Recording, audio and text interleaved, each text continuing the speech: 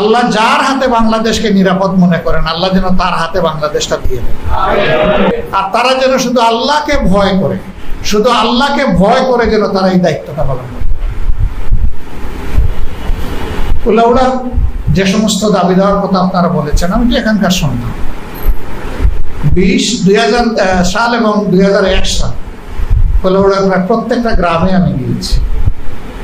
সুতরাং সবগুলার বর্তমান চিত্র না থাকলে একটা চিত্র মোটামুটি আমার মগজে আসে। বিশ্বের বহু দেশ আল্লাহ তাআলা আমাকে দেখার সুযোগ দিয়েছেন, আলহামদুলিল্লাহ। কিন্তু এমন একটা দেশ যেখানে পর্যাপ্ত বনভূমি আছে, পর্যাপ্ত জলভূমি আছে এবং সমতল আছে, এবং 1 ইঞ্চি জায়গা মরুভূমি নাই। বিশ্বে এমন দেশ খুঁজে পাওয়া খুবই দুষ্কর।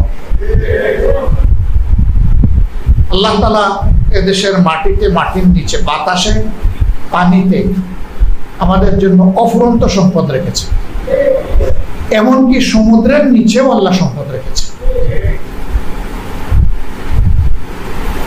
সেই সম্পদগুলো বাংলাদেশের খুব কমই কাজে লেগেছে। একেবারে কাজে লাগে না এটা বললে এটা মিথ্যা হবে, তবে খুব কমই কাজে লেগেছে।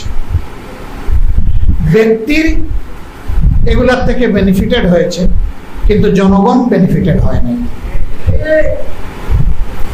আল্লাহর উপর ভরসা করে এটা বলতে পারে, এই বাংলাদেশ এতটুকু সীমানা, এই তার ভৌগোলিক চিত্র, যা সম্পদ আছে, যদি ন্যায়পরায়ণ শাসকের হাতেই দেশ পড়ে, 5 বৎসরের ভিতরে এই দেশ চমকাবে ইনশাআল্লাহ। তার প্রমাণ, একটা প্রমাণ দেখেন। আগে প্রবাসীরা বিদেশে যেত, যাওয়ার সময় বিমানের টিকিট যা হতো এখন তার 3 ভাগের 1 ভাগে চলে আসছে। কেন?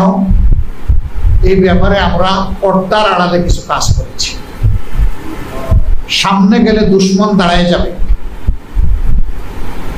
যদি ওই দুর্নীতি এবং সিন্ডিকেটের উপরে সত্যিকার চিহ্নিত করে আঘাত দেওয়া যায়, ওদের বালির গড় তছনছ হয়ে যাবে ইনশাআল্লাহ। এই মানব সম্পদ এবং আল্লাহর দেওয়া সম্পদ যথেষ্ট বাংলাকে বদলানোর জন্য। 2 নম্বর হলো আমাদের কুশিক্ষার জায়গায় সুশিক্ষা ফিরিয়ে আনতে হবে। শিক্ষা 3টা স্তরে পূর্ণ হয়: পারিবারিক, প্রাতিষ্ঠানিক, সামাজিক। প্রথম শিক্ষাটা শুরু হয় মা বাবার কাছে। যদি সুশিক্ষিত মা বাবা হয়, তাহলে তার সন্তানও সুসন্তান হয়।